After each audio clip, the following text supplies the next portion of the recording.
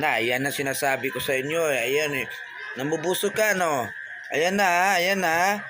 Sabi ko sa iyo eh.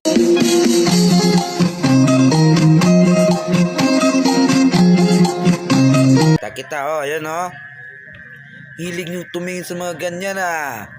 Yan na no, namubusog kayo eh. Ito talaga si ate oh. Hindi na nahiya.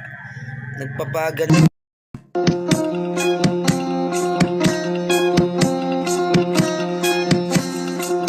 Huwag ka Boy, hilig talaga kayo niyan. Ano, nakikita.